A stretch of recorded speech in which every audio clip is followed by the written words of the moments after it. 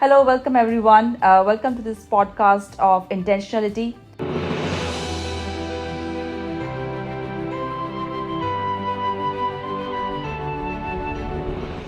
Today, my guest is Shubhanjana Sikdar, and I'm proud to have her over here. I'm privileged to have her over here, and she is a great marketeer. So, let's get on to the discussion.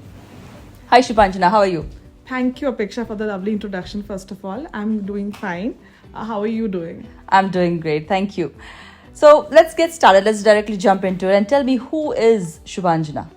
Okay, now that's a little difficult to define, but I'll try my best. So, possibly, I would like to call myself an artist by soul and a marketer by profession. That's interesting. Tell us about that artist part because I do know that you did not start your career as an artist. Yes, of course. You did not start your career as a marketeer either. You started as a techie.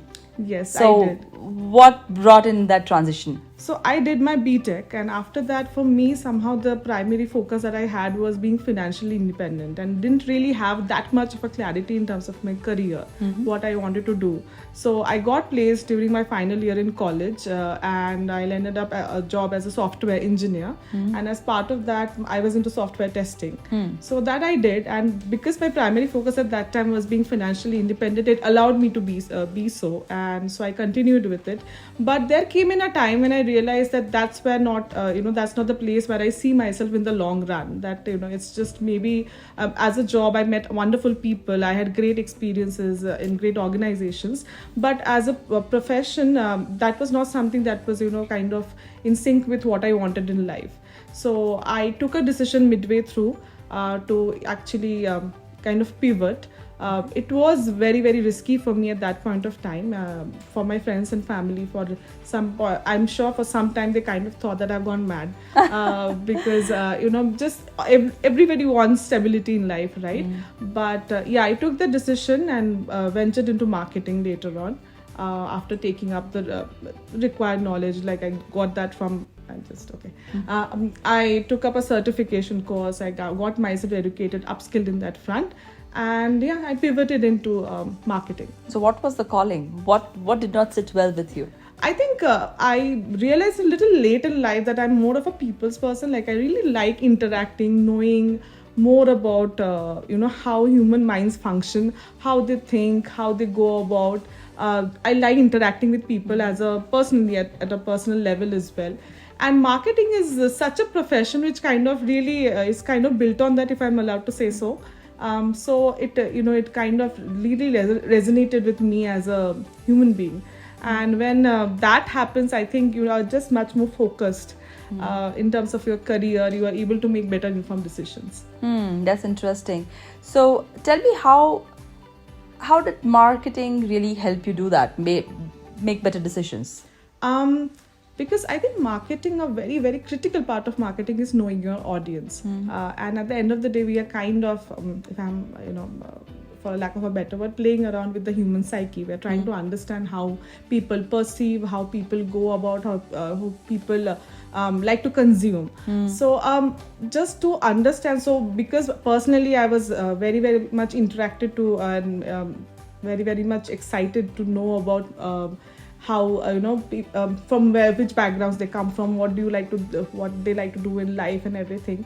And marketing allowed me to kind of venture into that front where I needed to know my audience. It kind of like both had a connection in between, so it definitely helped me to focus better.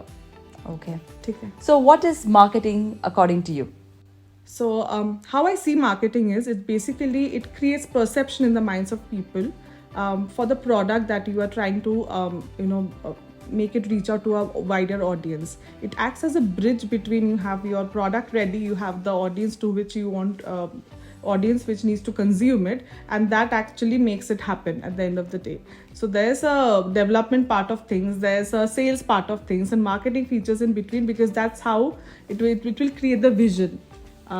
So that's about it. So, that's marketing to you. So, if you had to explain to a layman, what would you tell them what marketing is?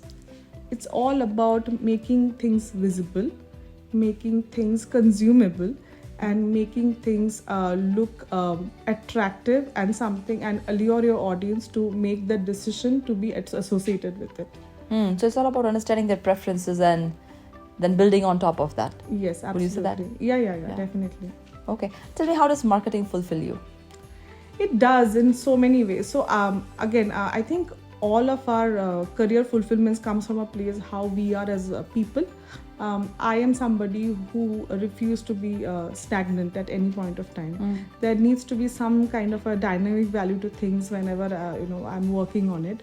So marketing is extremely dynamic by nature. It's as broad as it can possibly get. There is no set formula for anything. At no point of time can we say, okay, I know it now. Okay, I have done it. Now I know all the strategies all in place. Every time you think that you know it, you'll be proved wrong. That's what my learning has been so far. So marketing, by the sheer dynamic nature that it has, it fulfills me by the fact that it allows me to work with people. It allows me to collaborate. It allows me to also visualize how I want people to perceive things. All these factors taken together definitely makes it a very, very interesting profession, and I absolutely love it. Yeah, I see that in your happiness that's being reflected on your face. So tell me, why do products need marketing?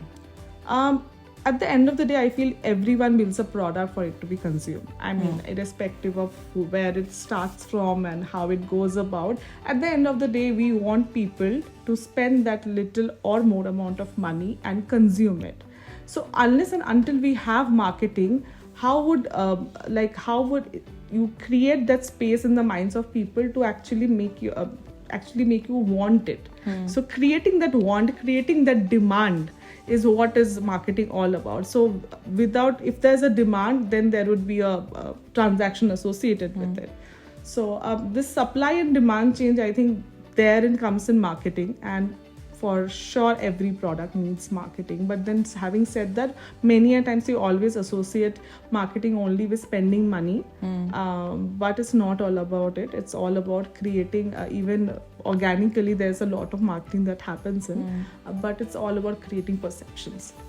I mean, that's quite a bit of information. Let's say we are at the Leanpitch here right now. Let's say I ask you to market this spot that we are sitting in. What's your process for that? It will first start off with the fact that who we want to reach out to, who you actually want to consume this property. So when it comes to that, defining the target audience, so the location, why should people come in over here, the location of this place, which is very near to a city like Bangalore. And Bangalore has a lot of audience who want to make that, just travel outside whenever they have a little break. And there are a lot of huge group of friends who want to go about. Having just their own space where they can just chill, relax, have a lot of greenery around, have a little break from all their daily mundane routines and all the traffic that we always discuss about. So this gives them a place, especially this pod with all the rooms that it has, and it's huge a property, all the greenery all around. I think this is so suitable for those group of people, the younger audience, who want to just have a place of their own to chill and relax, and not really and not make too much of an effort in terms of a journey as well. It's very close to Bangalore. So I think location, the relaxation factor associated with this, and just the height, the visuals that we will be getting, all these factors can actually help us in marketing this particular beautiful pod. Would you say then it's more like a storytelling? Of course it is. It is. Basically we are taking help of visuals, we are taking help of content in a lot of forms, as you just said rightly, to create a story, a narrative that will strike very nicely with the audience. So I am just thinking about the storytelling and the narrative that you talked about, and it brings me to your second passion, rather the primary passion in your life that you talked about, is painting. So how did you start painting? Why did you start painting? What happened? So I have grown up in a household where art has been of really great importance. Right from childhood, my mother is a great painter, not professionally, but I have always seen her having a paintbrush in hand whenever she has little time. So it's a visual that I have been very accustomed to while growing up.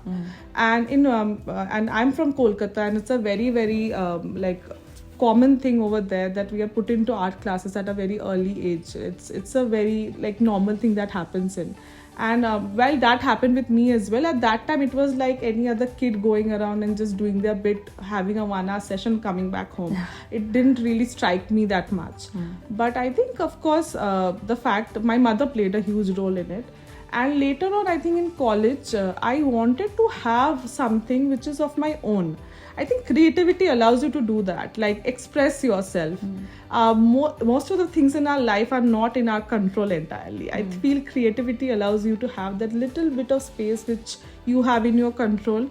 You can express the way you want, and just lets you just be free. I can't use any other word, because free is literally the freedom. Freedom is really the feeling that I get whenever I have that moment, have that time spent in art. Coming back to what you asked me, so later on, during my professional, when I was very much like, there was a stressful period, like lots of work, really stressed. I have to give a lot of credit to one of my very dear friend's mother. She was like a second mother to me, and she always pushed me, like, you should always have an alternate hobby, or a hobby wouldn't be the right thing to say, or an alternate passion where you can just, irrespective of how your job or your career happens, you have a place which is completely sacred to you. I would, unfortunately, she is not there anymore, but I would give all that credit to Auntie for pushing me to take that call. And she only got me in touch with my mentor. I learn art right now. I have been doing so since the last 3 years. She got me introduced to her teacher, and then I started learning, and it was I went on a completely a different journey altogether of self-discovery. So I have Auntie to thank, and I can always feel her presence whenever I actually sit down and make that little figures. So yeah, it's all her. And of course my just the people I had around me, they were so much immersed in art. I think a lot of what we do in life has to be attributed to the people we have around. So therein came in art. But that little decision of just even in spite of having a profession, a little bit of a hectic schedule and all, just making that one decision of, okay, I'll give this much time, let me make it a habit, and then see. And then I discovered how much of joy it actually gives me. So that's been keeping it. That's such an inspiring story. Yeah. Right, it's a great inspiration. And I think there are always people in our lives who without we realizing, they how kind of help us pave a journey for ourselves, right? Yes. So my next question to you is, like, if you had to explain craft to someone, how do you explain that, the craft of painting? It's just an expression. I would not complicate it further. I just feel what you feel, and not only painting, it can be dance, it can be singing. It's just that it's a medium of expression, and probably unhindered by any other external factors, which makes it very special. So tell me, how do you marry marketing and painting? Because I think both of them are a narrative. When we are painting, we are trying to create a visual, and it always is if we are expressing, there has to be a story behind it. There has to be an expression. When we say, there has to be a feeling, there has to be an emotion involved. Whenever we see a painting, we feel something. If it's like a bed of roses, if it's full of flowers, many a times, bright flowers when we see on a painting, it always creates a very positive response in our mind. We don't even realize, but we feel a little slight smile in there, right? So what I'm trying to say is that painting necessarily is actually storytelling in a visual format, which also evokes emotions in some way or the other. And so does marketing, isn't it? Because in marketing, what we are doing is actually creating visuals, using the help of content in a lot of different formats to create a narrative again. And again, trying to invoke or evoke emotions in people's minds. So actually, if we see it in that perspective, they are quite similar. Marketing by its nature, of course, there's tons and thousands of other factors which have to be taken into account. But at the basic foundation level, I think there's a beautiful kind of similarity between these two things. Yeah. So And I see you're very passionate about both of these subjects. So tell me, how has first painting played an important role in your personal life? I think one very difficult thing to deal in life is loss. Like when we lose a dear person, and like anybody else, I have gone through it, and I found it very difficult to cope up with. I lost sense of, there was no clarity, there was no direction, and I just didn't know how to cope up with it. And then came in painting. I didn't even realize how much peace it brought to my life. Because what happens is, whenever we are coping up with difficult emotions, somehow we want people around. We want them to react to us in a certain way. Yeah. Our minds are looking for, those wounds to be healed in a certain way. But people, they have their own minds, right? It's very difficult to give up, actually give that responsibility onto others, because they all are having their own journeys, and they can't sit and of course they'll be immensely supportive, but your mind needs immense healing. Painting gave me that. And when I had lost absolute sense of direction, I had no hope, I almost didn't feel like waking up the other day. Painting came at a time when I did it, and when I started doing it, I did it for myself, and I never even realized how beautifully, like little piece by piece, it was actually working as like a healer, right? So I have seen its magic. I have seen its magic unfold in my life in so many ways. Because what happens is, I can see the expression also when I am in a very joyous mood. It feels lovely to work with colors. And even when you are going through some very difficult times, there's something called art therapy nowadays, right? It's been given a name. And I do believe in the therapeutic aspect of it. Because what happens when you work with a lot of colors, you don't even know when it creates such a positive response in your mind. Right? So I have actually done that. I've seen that effect, and it has helped me come out. I won't say I'm completely healed. It's too strong a statement to be made, but I've definitely held my hand, and it has made me much more self-sufficient in a way where, for my emotional turmoil, I'm not depending on people, but rather on myself. And I have something as my friend, which is all mine. Yeah, that's profound. And I'm very curious. When you start painting, depending upon what mood you are in, do you have anything specific in your mind? I, for once, have always been very, very attracted to black and white. I remember when even I was a very small kid, right? I always, if allowed to draw, I would always like things to be like all in black and white, photos in black and white. Even my content consumption, I love all those old movies which are in black and white. There's something about it, probably, I really don't know. I don't have the right words to define why I'm so attracted to it, but it's just been, if left to myself, I would draw only in black and white. All the credit to my mentor who understood that. And I started doing ink sketches. So I do sketches with black ink, because that as a medium, and again, art is a very subjective matter. There is nothing right and wrong about it, right? So that's something that strikes so well with me, and all credits to him, because as a mentor, he's understanding the needs of the student, what that person is comfortable with. So I did it like that, I like to be, even if it's and I don't like drawing humans. It's just that I just feel landscape or nature, anything to do with nature is much more peaceful for me.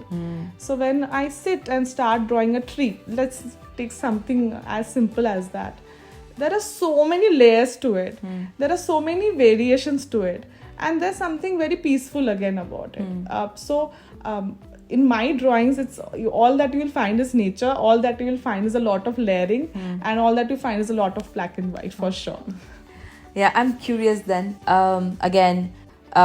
Another more maybe contribute to that, your thought process. Let me know how it goes, okay? Do you think you like black and white? Again, I don't know, because it allows you to capture the intense emotions, because what happens typically when we see things in color, you see the colors, but you don't see the emotion hidden behind it. But when you put something in black and white, you see it raw right in front of you. And that's my perception of that. it couldn't have been more like accurate. Yeah. I think it keeps things authentic. Yeah. There is no hiding behind any. There is how do I say? There's no manipulation. Manipulation might sound a little negative, maybe not the right word, but there's no hiding behind any other shade of color. It's as it is. As is. Right. Yeah. So probably so. And till a very long time in life, I used to see people. I had a perception of black and white only.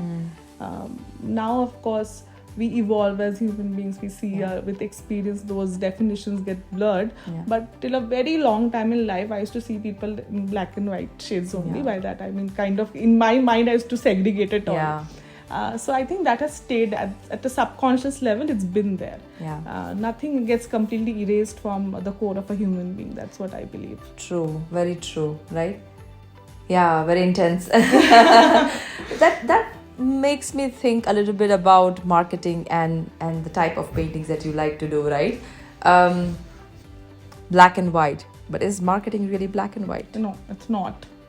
I wish I could say yes, but it's not. Definitely not. It's just colors. It's very much more complicated, much more nuanced, much more layered. You can just go deeper and deeper and deeper. There is no end to it. Especially in today's day and age with the tech and AI conversations. Of course, that's like a whole other topic altogether. Yeah. But I'm just saying that the times that in which we are standing in right now, we are, for the good part or bad part, that's again another topic. But then we can delve so deep into people's minds. We know exactly. We know what they want at a particular moment. Yeah. We know every moment what they are going about, what they're consuming, what they like, what they don't like. And as marketeers, I'm guilty of using those, right? those facts about them. But it's not black and white. It can't be put in simple words for sure. Yeah. It's much more deeper. Yeah. Definitely. Do you think your painting has helped you in your tough situations, stressful situations at work as well? Yes, I think it comes from the fact that especially in our professional careers, right, a lot of the things are not in our control. I mean, of course, we all have our bad days in our work life, like some days when things have not gone the way that we wanted. We interact so much with people around. Something might not have gone right. Yeah. So all those factors, and of course, there's so much conversation around work stress nowadays. Yeah. And I have also been, and I'm guilty of the fact that I'm hyper emotional by nature. I don't want to hide that fact. It's there. So that stress level has always been high for me. I'm trying to cope up with it, by the way, like just making all the efforts. But then it's been there. So what happens is, after a hectic day, I usually have my classes in the evening after my work day gets over. So as physically, I'm quite drained out. But just the fact that there would be a few hours of time where I'll be just completely focused. It is going to be just my emotions, no other factors, no other interferences or anything. So that gives you a lot of, I think, clarity of mind. It works as like a palate cleanser, if I can say so. Like you have so many things going on, suddenly something peaceful comes in and you have your mind set a bit. Maybe temporary, again you are going to get back to it, but you have something to lean back upon. Yeah. Stay tuned for part 2.